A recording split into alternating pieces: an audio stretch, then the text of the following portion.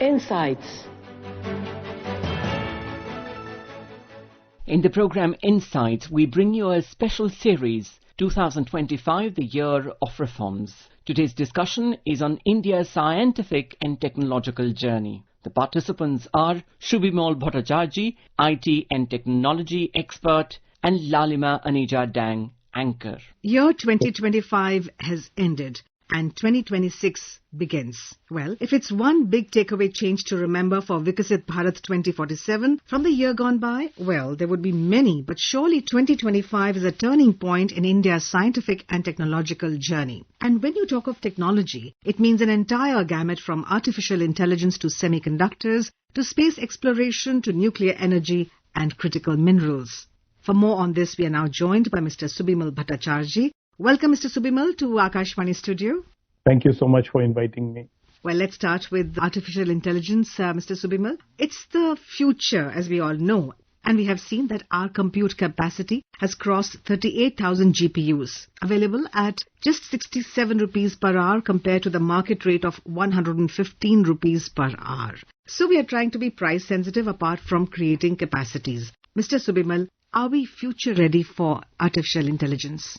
Yeah, I think absolutely. We are taking very steady steps under the India AI mission. There is a substantial commitment from the government as well as from the private sector. From the government itself, about 10,000 crores have been earmarked to establish India as a pioneer in ethical, human-centric artificial intelligence. So basically, the idea is to see how do you utilize AI for all the sectors in a democratic setup and across the vast rural-urban divide in India. I think, this is a very good policy support from the government side and the private sector companies, both in the country as well as from outside. They are taking a lot of interest because a couple of reasons. One, there is talent in this country.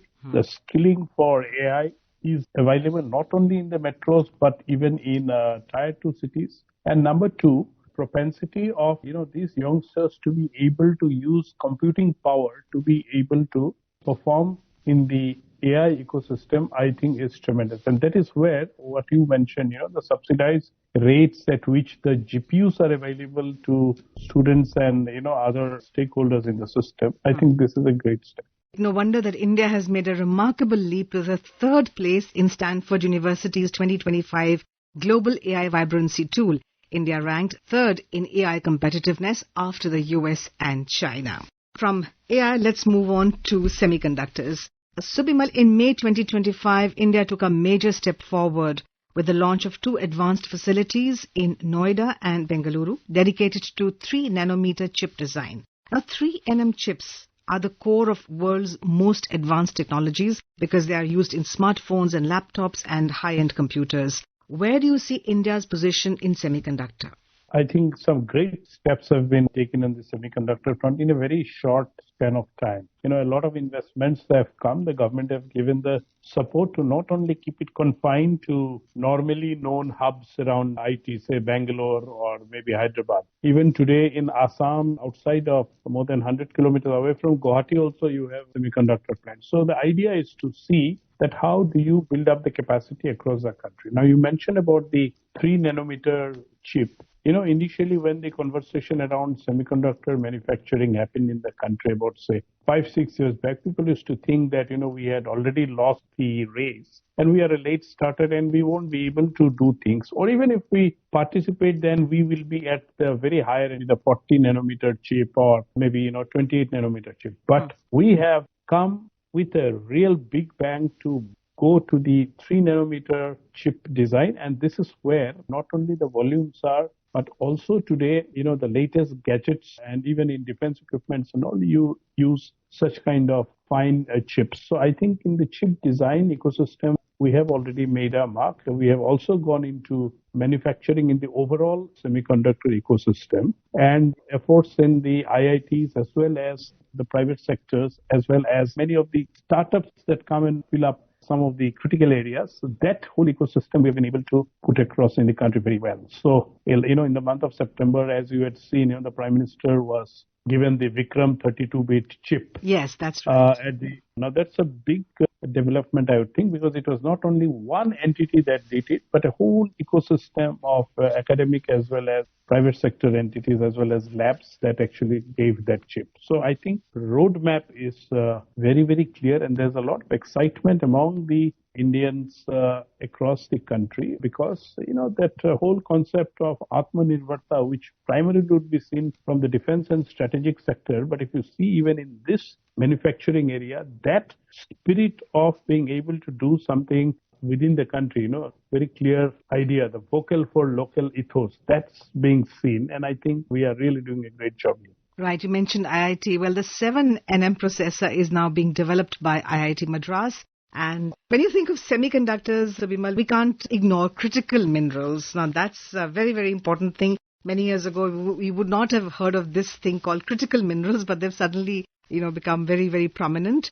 It is said that what steel are to skyscrapers, critical minerals are for semiconductors. And the government has launched a national critical mineral mission, which it did in Jan 2025 to reduce the reliance of critical minerals on imports. Where do you see India as far as critical minerals are concerned? Because we do have a mission in place. How do you view this?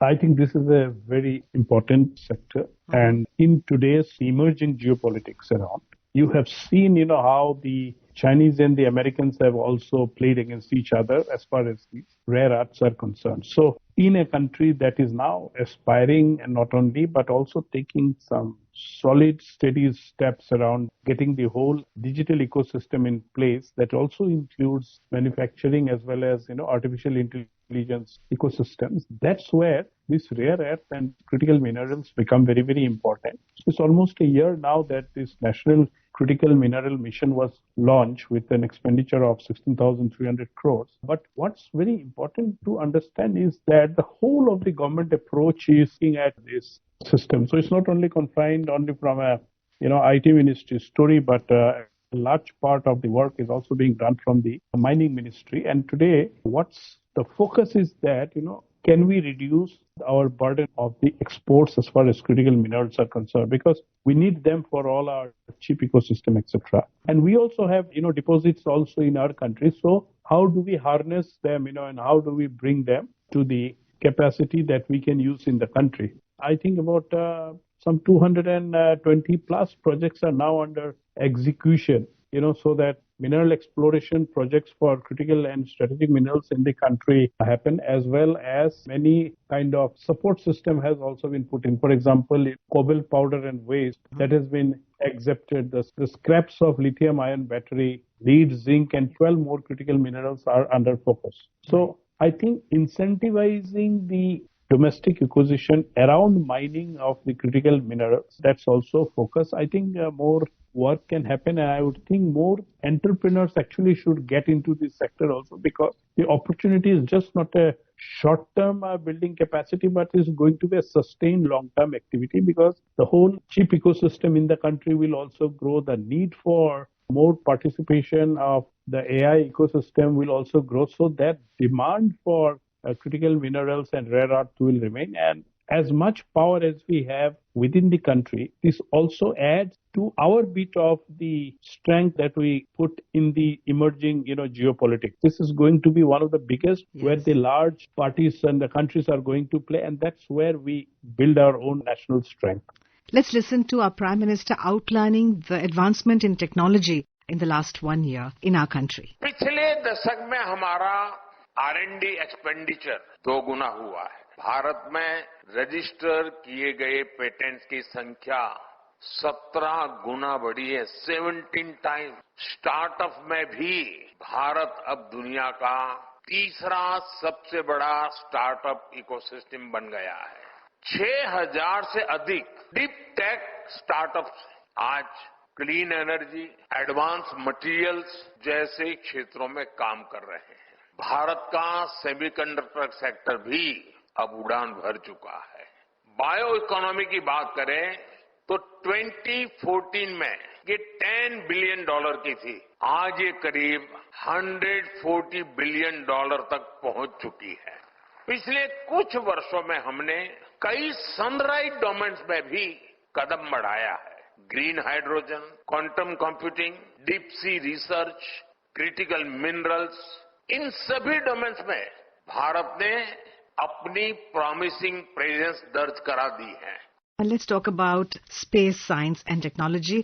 ISRO executed some of its most complex and globally significant missions. A very important aspect is privatization, and many startups which are being given birth to thanks to the space technology that we are investing in. What would you have to say on this, Subimal? I think, taking the words of our Honorable Prime Minister, again in the space area also, it's becoming transformative. Because get the private sector into this area, I think is very, very critical.